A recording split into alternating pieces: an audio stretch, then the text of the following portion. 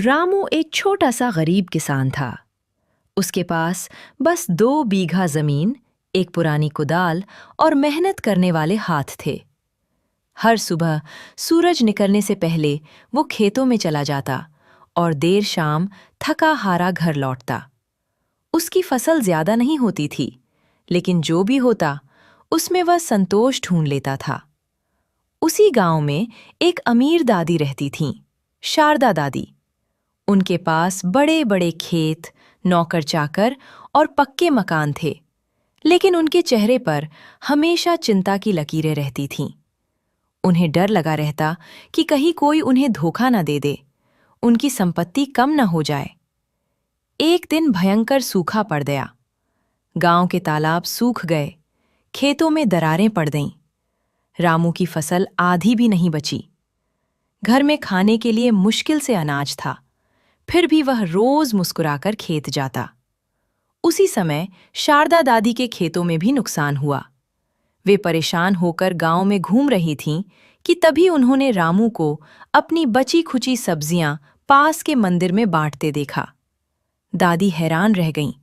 वे बोलीं, बेटा, तेरे पास खुद खाने को कम है, फिर भी तू दूसरों को दे रहा है। रामू ने झुककर कहा, दादी, भगवान ने आज दिया है तो कल भी देगा।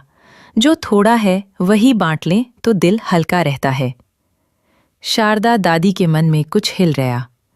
उनके पास सब कुछ था, फिर भी वे कभी खुश नहीं रहती थीं। और इस गरीब किसान के पास कुछ नहीं, फिर भी चेहरे पर सुकून था। अगले दिन दादी ने अपने गोदाम खुलवाए और गांव के गरीब लोगों में अनाज बांटना शुरू कर दिया। पहली बार उन्होंने अपने नौकरों को नहीं, खुद अपने हाथों से अनाज दिया। लोगों की दुआएं सुनकर उनकी आंखें भर आईं। कुछ महीनों बाद बारिश आई। रामू के खेत फिर हरे हो गए।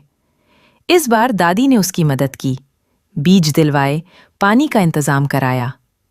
रामू की फसल पहले से दोगुनी हुई। एक दिन दादी ने रामू से कहा, बेटा, आज मुझे असली अमीरी समझ आई। सोना चांदी नहीं, बल्कि दूसरों को खुश देखने की ताकत ही सच्ची दौलत है। रामू मुस्कुराया और बोला, दादी, अब आप भी हमारी तरह दिल से अमीर हो गई हैं। सीख, जो बांटता है वही सच में अमीर होता है।